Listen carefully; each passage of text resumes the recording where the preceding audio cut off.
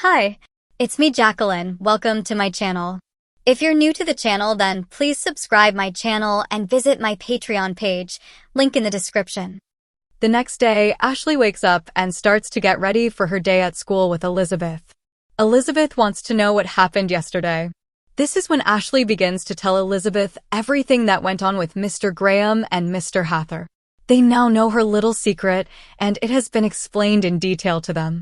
So, I guess I'll need to have Suzanne set up an appointment with the doctor to begin discussions on starting the process of getting SRS done and getting my implants done at the same time. This is when my mom overhears our conversation. She's really interested in the part about the principal at Sleepy Hollow High School. And my mom is not taking this news well at all. She actually begins yelling.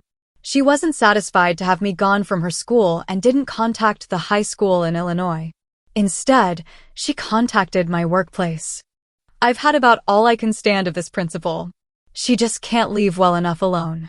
She's trying to destroy not only my daughter's life, but also everybody's life that she knows, because some of them won't understand my daughter's decisions. Well, I got news for her. I'm taking her to court. We're going to sue for defamation of character. She will be paying for your gender reassignment surgery and your implants, all of your surgeries. Then we will have satisfied the station KBFX. You can get your exam done with no problems, and nobody needs to know anything except for Mr. Hather and Mr. Graham. I'm sure they're going to keep it quiet with the station because the less people know, the better it's going to be. But Miss Samantha D. Korvar has made the biggest mistake in her life. It's gonna cost her not only her principal job, but she is going to have a label about who she is. So, wherever she goes from now on, any job she wants to take, this is going to follow her. Discrimination lawsuit information. And I'm sure when the high school finds out they're involved in this lawsuit too, they're probably going to fire her immediately. Once these lawsuits have been filed, we will begin immediately, filing on them as soon as I can find a good attorney. It may be 6 months before we can go to trial. But Ashley, my beautiful daughter, you're about to get your wish, what you always wanted, and her principal and the school are going to pay for it all. This is when Elizabeth says to my mom and me, we really need to get going to school or we're going to be late. So, me and Elizabeth leave the house and begin heading to the school. Little did I know, after we left, my mom began the process of getting an attorney to file a lawsuit against Ms. Samantha D. Korvar and Sleepy Hollow High School. It wasn't long before she had an appointment with a lawyer, scheduled for the next day after Ashley got out of school. Ashley has a normal day at school. Faith Connors is now one of her new friends. This is when she introduces Ashley to Julie, Brenda, Carrie, Janet, and Karen. Each of them welcomes Ashley to the high school, and they all become good friends that day. This is when they begin to talk about her being a co-anchor at KBFX. They begin to ask her, do you really work with Don Baden? This is when she begins to tell them about how it all began. She starts by talking about Paula Bannister, who went on maternity leave as the weather girl. They needed someone at the station, and she applied. It came down to 3 girls, and she was chosen because she knew how to ad-lib when the station's picture changed. There were no maps at all, and everything went haywire, but she stayed focused on the job and did what she had to do. Before long, she was hired for the job. At the time, Kay Peterson was the co-anchor with Don Baden. Kay had applications at different TV stations because she wanted to move up to a better job and leave KBFX. At first, Ashley was given only a weekend reporter's position.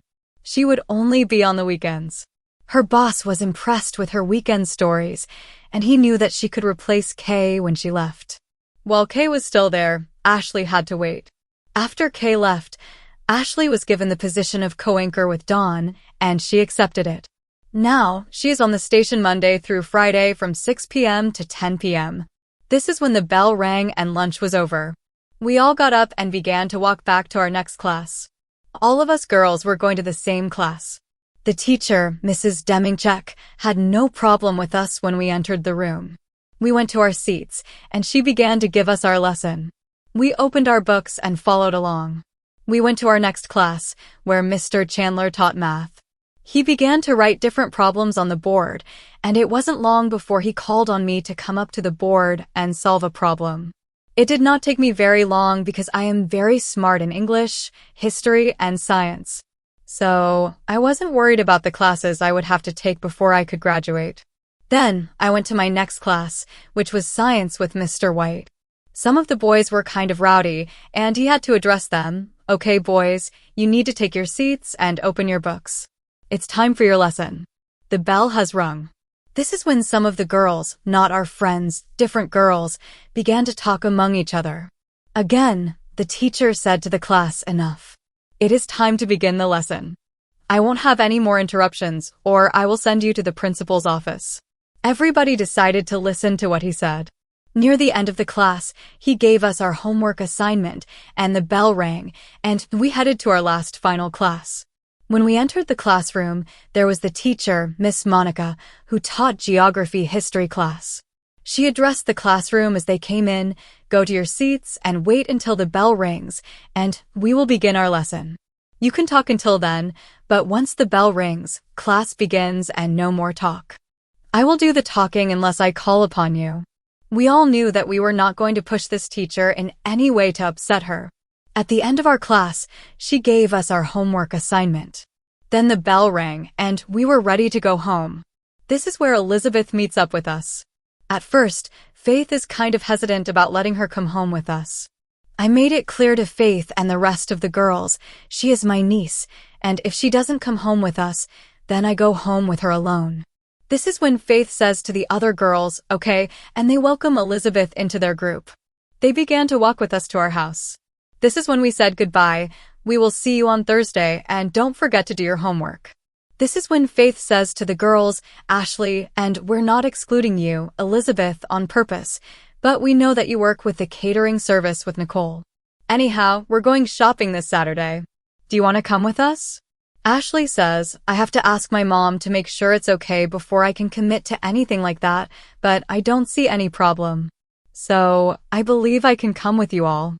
As I come into the house, this is when my mom tells me that she has an appointment with the attorney tomorrow after school, so she will pick me up, and we will go there immediately. This is when I hear Suzanne say, and I have also set up your appointment with the psychiatrist who has to evaluate you before you can get your gender reassignment surgery and your implants done. She has been informed that you have been on hormones for a period of time already, and you have legally changed your name, and you are currently employed with KBFX as a co-anchor of the station. So, she feels that there will be a short period of time that she needs to spend with you to evaluate you. But she doesn't think that you have to wait a year. It'll probably be less than a year, and then you will be scheduled for your SRS and implants with an excellent surgeon. But that will be scheduled after your evaluation is complete. I am kind of surprised by all of this happening so fast. Again, I have to thank Elizabeth for all of this because, without her, this may never have happened. So, that's when I ran over to Elizabeth and I gave her the biggest hug ever and told her, thank you, thank you, thank you. You have made me a very happy girl.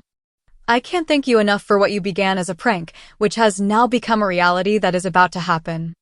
I can't thank you enough for all you have done, giving me a job with the catering service with Nicole. This is when Nicole comes into the house, and I'm going to give her a hug too. I tell her, thank you for everything that you have done for me, giving me a job with your catering service. I'm sorry about Mr. Hather because he was the one who took me away from helping you. I was really blessed when you gave me a job, and I tried to do my best at that job. This is when Nicole says to me, you did a very good job, and I do miss you helping out, but I also understand your boss. I have to respect his wishes. So, how's it going at the TV station? I begin to tell her about how everything's going great.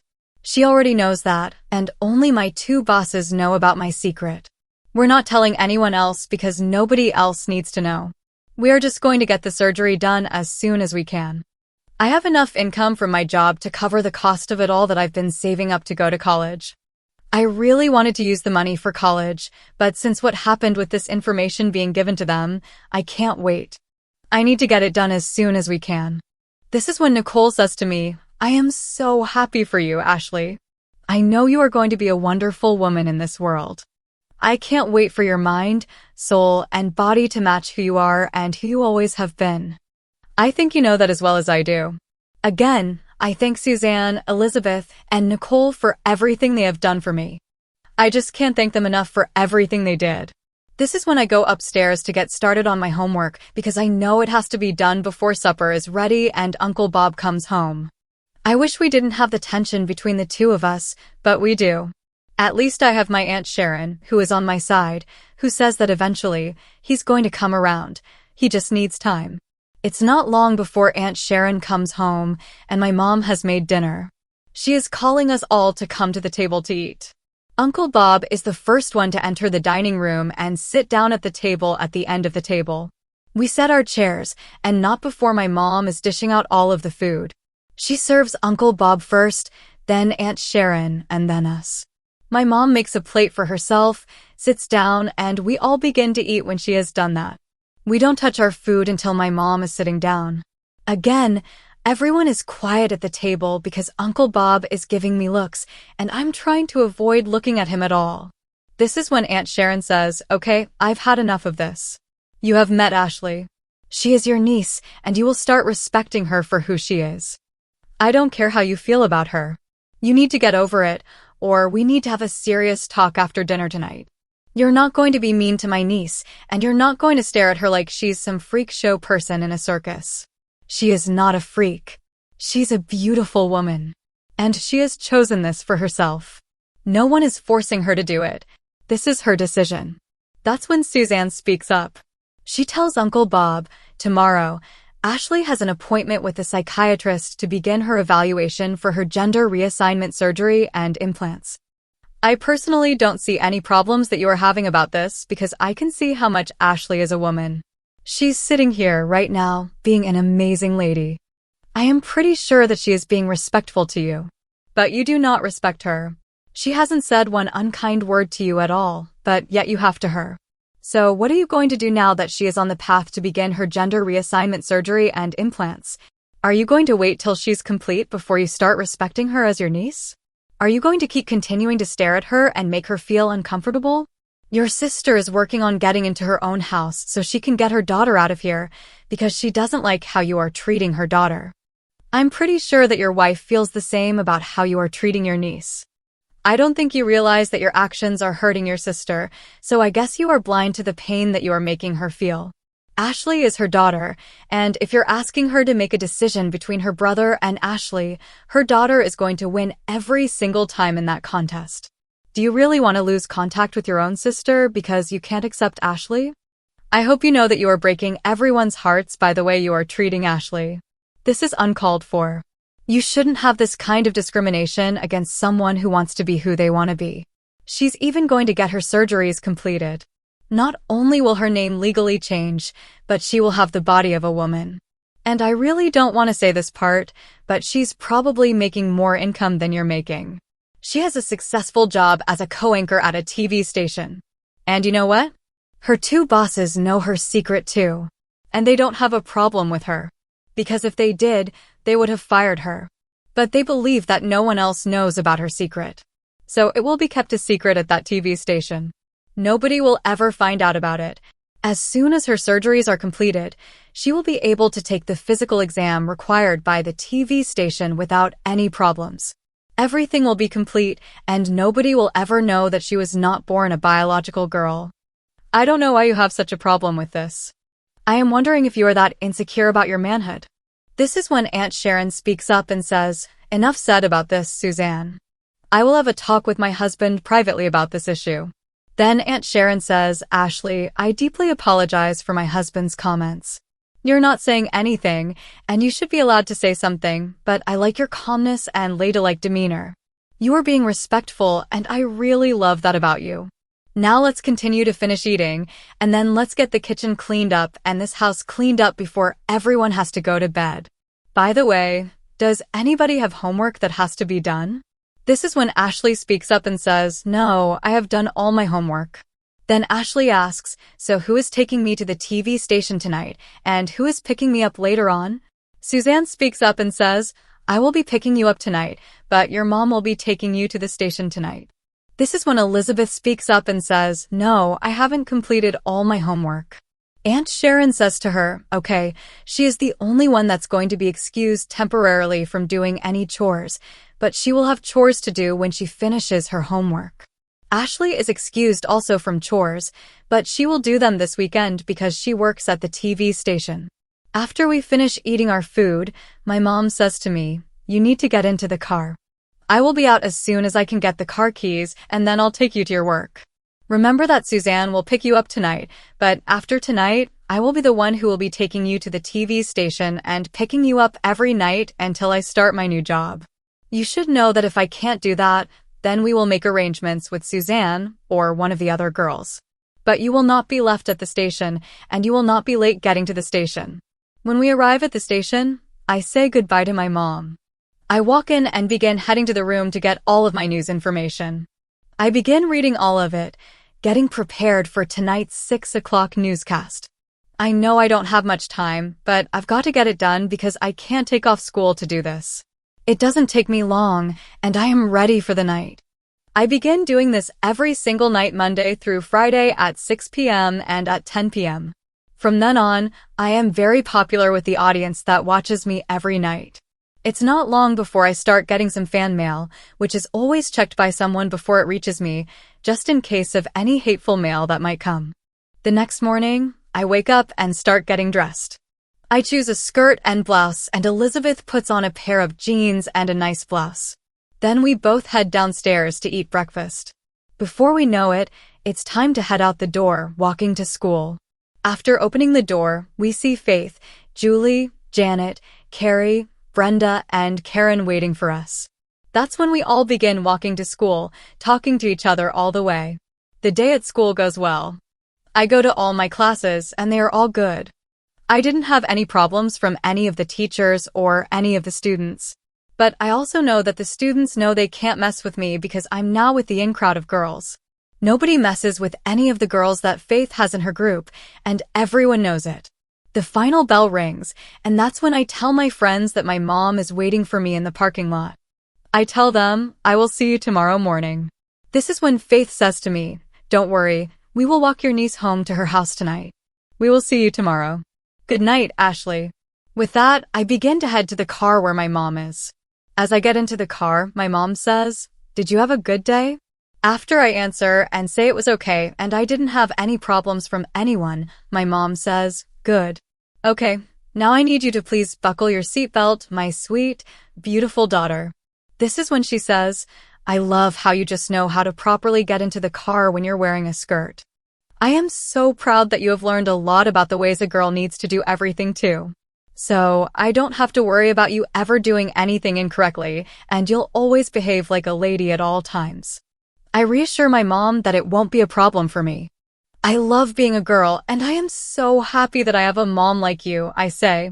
That's when my mom says to me, "Well, I am so proud to have you as my daughter. You are so special to my heart, and I always love you. I want the best for you, and I want you to be strong when we meet with the attorney today because I mean business today against the principal at Sleepy Hollow, Ms. Korvar. She is going to regret ever doing what she has tried to do." It isn't long before we arrive at the attorney's office. As we enter into the office, the receptionist tells us to please have a seat. Mr. Murphy will be with us shortly. This is when my mom and I sit down, and I pick up one of the magazines and begin reading through it. It's not long before the attorney comes out and says, "Please follow me back to my office." As I enter into his office with my mom behind me, we both take a seat. This is when he begins to tell us what he has planned to do. We have already begun the proceedings. I just need you, Ashley, to sign a few documents. But first, I need to ask you a few questions. After the attorney gets done asking all the questions, he looks at my mother and says, "Ms. Korvar will be notified today that we have filed a lawsuit against her for defamation against Ashley Michelle James. We will also notify the high school that they are being sued for her actions. By trying to destroy any chance of Ashley keeping her job where she is currently employed, Ms. Korvar has overreached, and what she has done is illegal. We will be seeking emotional and psychological damages for Ashley Michelle James. By contacting her place of employment and revealing her secret, she violated the law. We are seeking a judgment against her and the school. So, Ashley, all of your expenses for your surgeries will be covered, and there will be extra money left for you and your mother after my fees have been paid." The attorney says to Ashley, "Please sign these documents." Then he says to Ms. Valerie James, I also need you to sign these documents too. After I sign everything, I hand my mom the paperwork for her to sign. Then my mom hands back the paperwork to the attorney, and he looks over it and says, everything is good. I'll get this to the court tomorrow. The attorney says to me, so, Ashley, I can guarantee your surgeries will be covered in full. I reassure you that no one will ever know what those surgeries were besides your mom and those who you want to know. Nobody else will ever know about it because these are sealed records and no one can access them without your consent. So unless you want to give your mom permission to access them, not even your mom can access them. Everyone will believe that you have always been a biological girl. My mom thanks the attorney for all that he is doing and looks forward to hearing from him when we can go to court about this. That is when we start heading back to the car and my mom begins driving back to Aunt Sharon's house. I am actually dreading going back to her house and I really can't wait to go to our new house.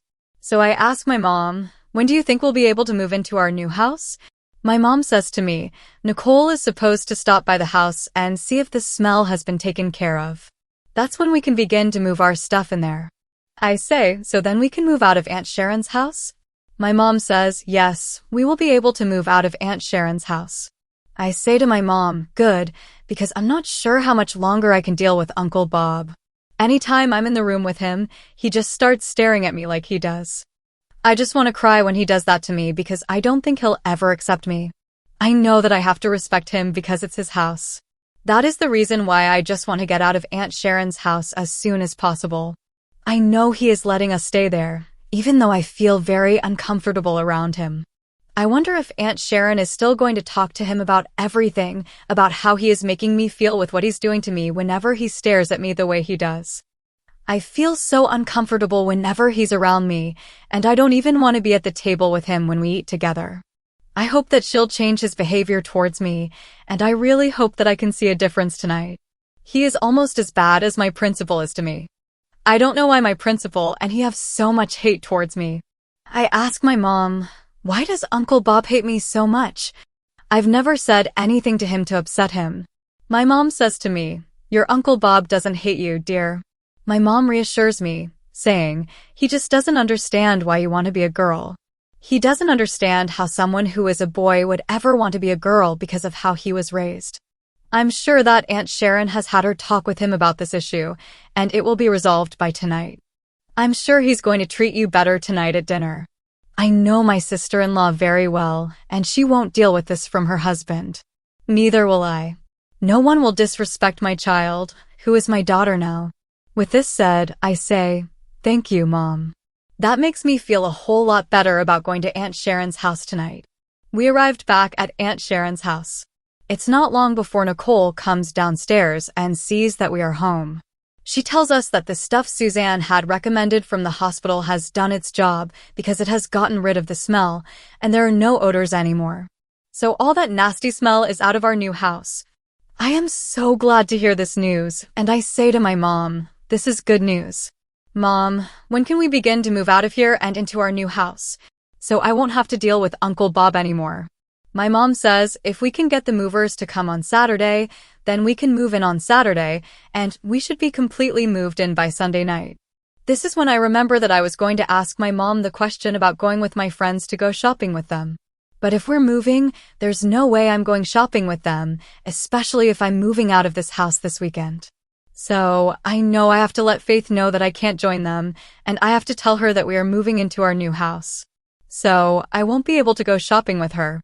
That's when I snap back to what my mom was saying. I guess I can call the movers tomorrow while you're at your appointment with the psychiatrist and the doctor. I say to my mom, excellent. Can we tell everyone at the table tonight that we are moving out of here? Uncle Bob won't have me around him anymore, so I will not be a problem for him anymore. I look at Uncle Bob and say, we won't be here anymore, so you don't have to worry about seeing me anymore. I'm saying this directly to him, and then I say to my mom, okay, Mom, please tell me that Uncle Bob will not be invited to our house. I want my mom to let him know he's not invited to our house or any of our family gatherings. I am thankful to Aunt Sharon for letting us stay here until we have bought our house, but I can't say the same to him because of his attitude towards me ever since they got back from their vacation. I don't need any kind of problems from him because, with what he knows, he could destroy my life. For that reason, I don't want to have someone like him around me. My mom says, okay, my darling daughter, I know you've been waiting a long time to say that to him, and that is why I did not stop you. But now it's time to hear what he has to say because Aunt Sharon spoke to him, and I'd like to know what he has to say. But Uncle Bob doesn't say anything because he can't believe that his niece has just unloaded her bottled-up feelings. I say, I hope one day he will understand why I'm saying what I'm saying because I'm usually not like this. But he has forced me to be unkind about my feelings. My mom reassures me, saying that Aunt Sharon has talked to him and she's sure he has changed his attitude towards me. I say to my mom, I don't think so. Everyone knows that I have tried and tried to get him to like me. He won't even give me a hug, and I'm his niece. He won't even hug me. It's like I have the plague or something. This is when I begin crying, and my mom embraces me in her arms and says, it's going to be all right. You are my daughter, and if Uncle Bob does not respect that, then I won't be on speaking terms with him anymore. My mom says, and I am very serious about this too. Because he's making me choose between you and him, that's not going to be a choice. You will always win. You are my daughter. He is only my brother. I'm not saying that I don't love him, but I can't deal with this between you and him. That's when Elizabeth, Suzanne, and Nicole also speak up and say, Dad, if this is how you're going to treat Ashley, then we won't speak to you unless we have to. We are so disappointed to have a dad like you. That is when Sharon speaks up and says, okay, enough has been said. Honey, it's time to tell your niece what you have agreed to about her decision. This is when Uncle Bob calls Ashley over to him, and they sit down on the couch together. He begins to say, I am sorry for the way I have treated you. That was wrong of me. I just don't understand why you want to be a girl when you've been a boy all your life. I just don't understand because of how I was raised. A boy wanted to be a boy, so a boy did not ever say they didn't want to be a boy anymore and wanted to be a girl. You are the first one I've ever heard this from, and I did not accept it well because, at first, I felt this was something you were forced to do. But after talking to my wife, I came to the realization that this is something you really want to do. It's not being forced upon you. It is your decision, and you're going to be an adult very soon. I need to let you be that adult and not influence your decision. I hope you can forgive me for the way I have been treating you, and I'm going to try to make it up to you as best I can. I understand completely everything that you said to me without knowing this information from me because I haven't been nice to you. I haven't made you feel welcome here, and I'm not sure if, without my wife, you would even be here right now.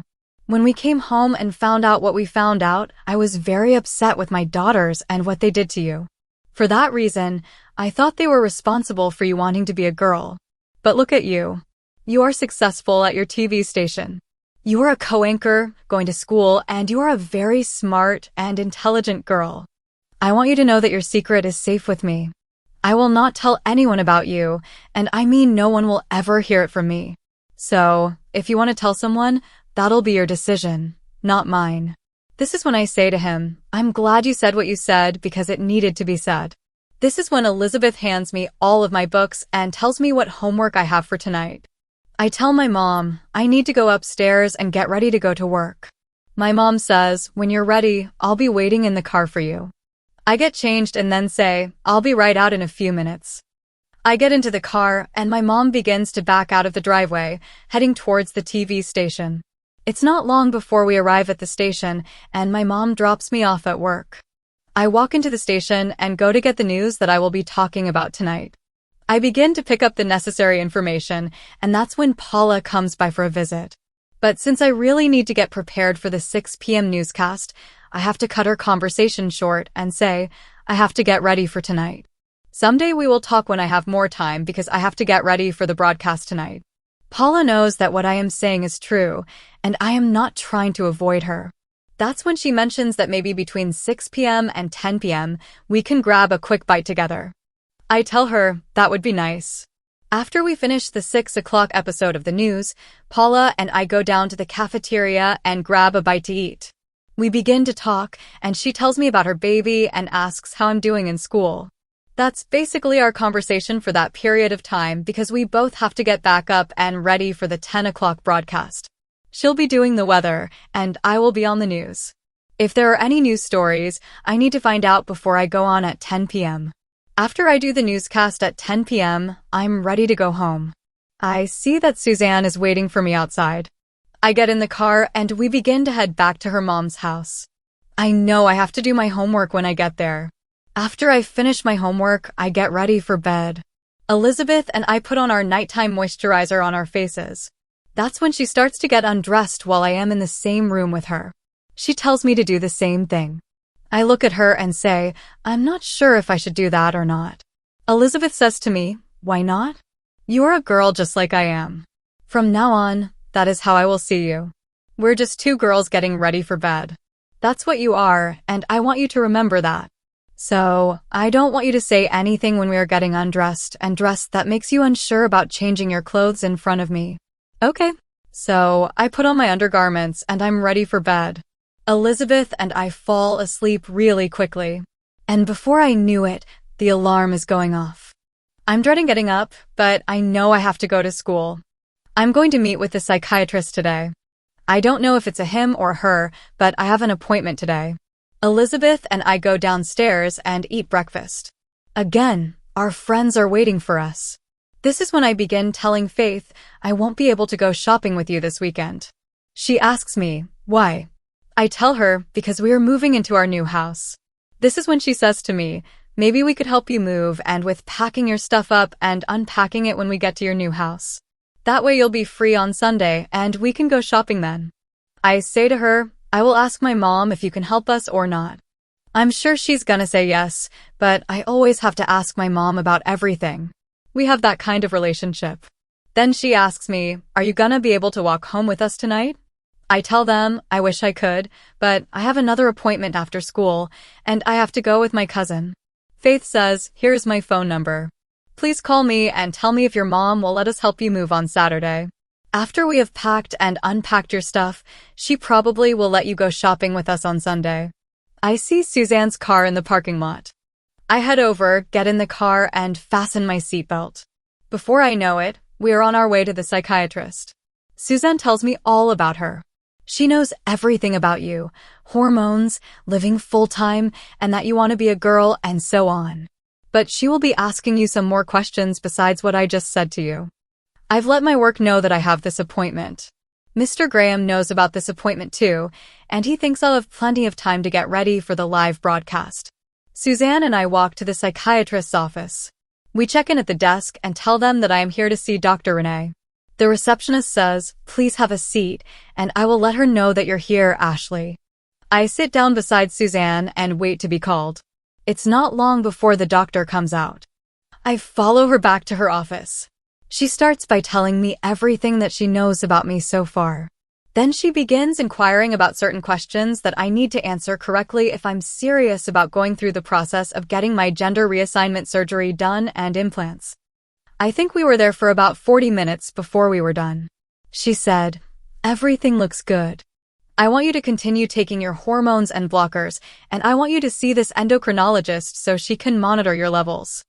I think within 6 months, we can get you scheduled with a surgeon to begin your gender reassignment surgery and your implants. How does that sound to you?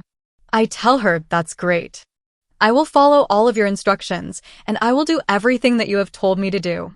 I will set up the appointment with the endocrinologist that you have recommended for me. She says, excellent. I guess I will see you in about a month. Please make your appointment with my receptionist before you leave tonight. I look forward to seeing you on the news tonight. I am surprised to hear this from her because I didn't think she watched that channel with the news. She says, I know a lot about you. I see how well you are as a woman. There is nothing that shows you are anything but a woman. This is why I believe you can get your surgery done in 6 months from today. I thank the doctor, and we walk out of her office. I walk up to the reception desk and set up my appointment for 1 month. Suzanne gets up, and we walk back to her car. We wait until we're in the car before we begin talking about what the psychiatrist said. I tell her, it looks like I'll be ready for my surgeries in about 6 months. Suzanne says, see, this is what I tried to tell you. She knows a lot about you, and for that reason, I believe it made a difference in how quickly you can get your surgeries instead of waiting a year like most girls have to wait. You've been living this life for a while now. So I guess we are off to drop you off at your station so you can work tonight. Don't worry, I'm going to bring some food back for you to eat tonight so you won't go hungry until after 10 o'clock tonight. When I come back in a little while, I'll bring your food and leave it at the reception desk. She will let you know that it's here if you can't come to the front. I will be back later tonight to pick you up. Again, I head to the newsroom to get all of the news that I need to do tonight. I begin reading all of it and get ready for the live broadcast. After doing the 10 p.m. broadcast, I say goodnight to everyone, and I see that Suzanne is outside waiting for me. As I get into the car, I say, I thought my mom was picking me up tonight? Suzanne says, your mom is making all of the arrangements to have the movers ready for tomorrow. Which reminds me that I need to ask my mom a question when we get back to Aunt Sharon's house. When we arrive at Sharon's house, I see somebody that I haven't seen in a while, and it's George. I really wasn't expecting to see him tonight, and I can't believe he's out this late. Anyhow, I walk up to him and say, I am surprised to see you here tonight. He says, I'm not going to let a broken leg stop me from seeing my girlfriend. I look at him and say, girlfriend? That's when he says, yes, you are my girlfriend. I hope you do not have any boyfriends that I have to fight to keep you. That's when I start to giggle at his words, and I say, I've never had someone fight for me, but luckily, you don't have to worry about that. I am not dating anyone else, and I wasn't sure if you wanted to see me again. He said, my computer broke because I really miss talking to you through emails. And I'm not gonna let you go. So, what are you doing tomorrow night? I tell him, I am moving into my new house, and I'll probably be unpacking everything and putting everything in different areas of the house. Hopefully my mom will let my friends come and help. My mom comes out and says, what are you talking about? I reassure my mom that there's nothing going on. This is George, and I introduce her to George again. He says, I remember you, and I know how uncomfortable I made you feel. I had your daughter in my arms, and I was kissing her. My mom says, yes, I want my daughter. That's when George says to my mom, Valerie, I promise you, your daughter is in good hands with me. I will never do anything against her wishes. I want you to trust me on that, please. My mom says, that's going to take time. It's not going to happen in a short period. I have to get to know you, and I want to get to know your mom and dad. This is when George speaks up and says, I hear you're moving tomorrow. Maybe we can begin by letting me help you move tomorrow to get to know me better. Then you can meet my mom and dad, and I will let them know that you want to meet them. I'm sure it will not be a problem. My mom says, we would gladly enjoy your help tomorrow, packing and unpacking when we get to the new house. That's when I speak up and say, my other friends want to help. Can I let them know they can? My mom says, absolutely. The more we have, the faster we will get done. And then we can rest on Sunday, I tell George. Good night, and I will see you tomorrow. We will be packing up our boxes so we will be ready when the movers arrive to load everything into the moving truck and take it to our new house. I know my friends are in bed at this time, so I will wait until morning after breakfast. Then I will call Faith and tell her the news that she can help us move today, and so can our other friends. But for now, it's time for me to go upstairs and do whatever homework I need to do. So, I need to go see Elizabeth and find out what I have to do before I can go to bed tonight. I say good night to George again and give him a good night kiss on the cheek. He has no problem with that because he wants to get in the good graces of my mom, and I don't want to overdo it. She is concerned about my safety. So, I go upstairs and talk to Elizabeth. She shows me all the homework I need to do, and I begin doing it. It's not long before I'm getting ready for bed. This time, I just change in front of Elizabeth like it's nothing new, like we've been doing it all our lives. As I get into bed, I tell Elizabeth about my day and how George was waiting for us when we got home. I also tell her that my mom said Faith and our other friends can help us move tomorrow. I say, now we need to get some sleep because morning is gonna get here early tomorrow. We need to eat breakfast and start packing our stuff so we can move into our new house. Again, the alarm goes off, and it's time to get up. I am dragging because I am really tired, but I know I will get used to it because this will be a normal thing for me from now on. I notice that Elizabeth is kind of sad this morning. As I'm getting dressed, I ask her, why are you sad? This is when she says, I'm going to lose my niece. She's moving into her new house, and I will hardly see her anymore except at school. I'm sure she will be coming over to our house a whole lot more, and at least I can come back to her house.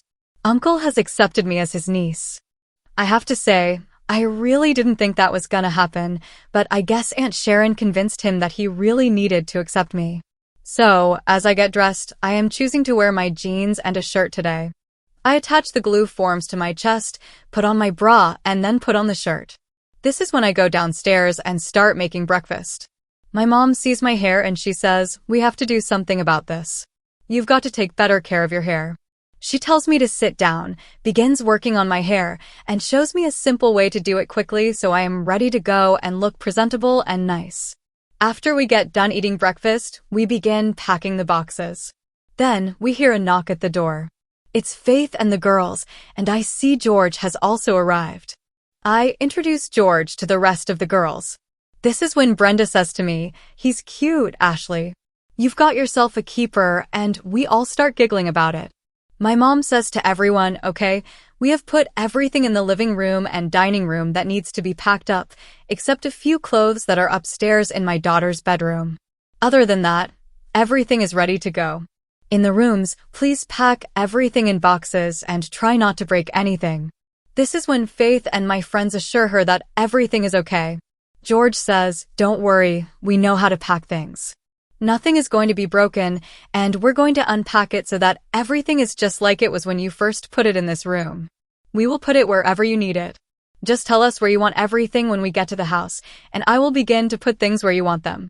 The other girls speak up and say to my mom, "Yes, we will help you put everything where you want it." So, we all begin packing up all the boxes, and we're ready for the movers to arrive. It's not long after we finish when they come and begin loading everything onto the trucks. We say our goodbyes to Aunt Sharon, Elizabeth, and Nicole. This is when Nicole says, "I need to get going. I have to get set up for tonight's event. Have a great move. I hope everything goes well for you in your new home. Don't worry, I will come and see you when I can, but I really have to get going." She says goodbye to everyone and heads out the door to her place to prepare for tonight's event. Not long after that, Susan says, "I need to get to the hospital because I have to work tonight," and she says goodbye to us. Elizabeth says that she will be going with us to help us unpack with Faith, Julie, Janet, Carrie, Karen, and Brenda. That's when George speaks up and says, "I will follow you all over to your new house, and when the movers have unpacked everything, I will start putting things away. So, all you have to do, Valerie, is tell us where you want everything. We should be done before too long, and then we can rest." This is when my mom says, "Good, we can then order some pizzas and sodas for us to enjoy." My way to say thank you for helping. I really appreciate it. It doesn't take us very long to get everything unpacked from the boxes and put in the places that my mom wants. The furniture has already been cleaned, so it doesn't have any odors.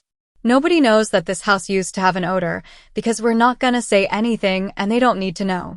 So, this is when the pizza arrives and the sodas are cold. We all begin to eat. This is when Faith brings up to my mom, "Do you think your daughter can go shopping with us tomorrow? We really would like to take her out and welcome her to Illinois." This is when my mom says, "I don't see any problem with that. If she wants to go, she has my permission." That's when my mom says, "Ashley, you have permission to go with your friends tomorrow." This is when George speaks up and says, "Ashley, I'm officially asking you out for a date on Saturday next week. So, Valerie, I am asking your permission to be able to go out on a date with your daughter. I know that I have to have her home before 10 o'clock. This is when my mom says to George, "I do not have a problem with that, but it depends upon Ashley if she wants to go out with you or not. I can't make that decision for her. She has to make it." This is when I speak up and say, "I would be honored to go out with you on Saturday night, George. I will be ready for you when you come." This is when George says, "I need to get home because I have to go to school tomorrow," and the rest of the girls say the same thing. They also need to go home because they need to get ready for tomorrow too, especially if they're going to pick up Elizabeth first and then come by our house before we go to school tomorrow. After I say my goodbyes to everyone, I start getting ready for bed. I feel lonely because Elizabeth is not with me, and this will be the first night that I won't have her with me in a while. I know she wasn't with me when we were in Massachusetts, but it's different when you spend less time together with your cousin. Now you are home, in your bedroom, getting ready for bed. This is when my mom tucks me into my bed. She hasn't done that for a long time, but she has the time now to talk to me. This is when I tell her about everything the psychiatrist said. It looks like I can get my surgeries done in 6 months. I think I will have enough money with all of my paychecks. I do believe I have enough money for my surgeries. And I am glad we had our girl talk. My mom says good night to me and then goes to her bedroom. It's not long before I fall asleep. I hear the alarm the next morning and I get up, then I start getting ready for today. So, I walk into the kitchen and Mom is making breakfast. I sit down and eat. I'm ready to leave and I say goodbye to my mom and thank her for everything she has done for me. I am grateful. Now, this is basically what I do every morning for the next couple of months. As time passes, I go to school and attend all of my classes each day. I continue to walk with my friends and Elizabeth to and from school. I remember the day when I came home, my mom was excited to tell me the good news. I begin asking my mom, what good news? This is when she tells me that Sleepy Hollow has agreed to a settlement offer. We are to meet with the attorney tomorrow, go over the details, and see if we are willing to accept their offer, or if we should wait for another one, or wait till we go to court and see what happens with the judge. The next morning, I get up and eat breakfast like normal. I go to school with my friends and Elizabeth, not saying anything to them about the meeting with my mom's attorney. I don't want to get anyone's hopes up that this might be over soon, and I definitely don't want to tell my friends about the pending lawsuit. They would inquire more than I'm willing to share. I don't need any problems at school right now, so my secret must remain a secret. The attorney has taken care of the issue at school too. If Ms. Korvar tried to contact the school, the attorney stopped her, preventing her from saying or doing anything about me anymore. If she tries again, she'll go to jail, and it won't be a light sentence. I'm pretty sure she doesn't want that, so I don't think we'll have any more problems from her. After school, my mom picks me up. She has already called out from work, explaining that she needs to see the attorney. I'm glad she got a new job. When we arrive at the attorney's office, we are told to be seated, and the receptionist lets our attorney know we are there. He calls us back, and we sit down. He shows my mom the amount being offered to us. She turns to me and says, I really think we should take this offer. I don't think we should counter. This is enough money to cover all your surgeries, pay our attorney fees, and leave us with a little bit of money. Not a lot, but enough for a vacation during the summer. You'll be graduating, and we want to have some mother-daughter time. Since we're both working now, we can do something on weekends. I look at my mom, see the amount, and say, let's do it, Mom. Let's accept the school's offer on the condition that Ms. Korvar is not only fired, but also barred from working at another school. If she leaves me alone, I won't seek any more legal action against her. My mom agrees and tells the attorney our conditions. Contact the school and let us know if they accept. I'll let you handle the financial part of the agreement. Before I know it, 6 months have passed. I've been seeing the psychiatrist and the endocrinologist regularly. My levels are good, and I've been taking my medication. It's time to meet with the surgeon. We set up an appointment and discuss everything, the cost, pre-care, and aftercare. We schedule all the surgeries for the next month, with all expenses paid in advance. Time flies when you're busy with school, work, and spending weekends with your boyfriend. Soon, it's time for the surgery. We check in at the hospital, and I am prepped for the procedures. The nurse ensures I haven't eaten anything since the night before, and my mom reassures her that I've only been drinking water. Before I know it, a gurney comes into the room, and I'm taken to the operating room. It takes about 5 hours for all the surgeries to be completed. When I wake up, my mom is there, telling me everything went well. You are now officially my daughter, Ashley Michelle James. It takes about 2 weeks to recover, with instructions on aftercare. Summertime means no school, so I rest and do what I need to. Little do I know, my mom has planned a special birthday party for me. Officially, I am age 0 again. I'll be celebrating my 2nd birthday every year with my mom, cousins, aunt, uncle, friends, and George. I graduate from high school and college and continue working as a co-anchor for KBFX. My mom works as a purchasing assistant, and George works as a legal consultant. Today, he plans to surprise me at the station before my 6 p.m. broadcast. I notice my co-anchor, Dawn, acting strange, and then I see George, followed by my mom, cousins, aunt, and uncle. George comes up to me and proposes, asking me to be his wife. I accept but tell him I need a private conversation, which could end our relationship before it begins.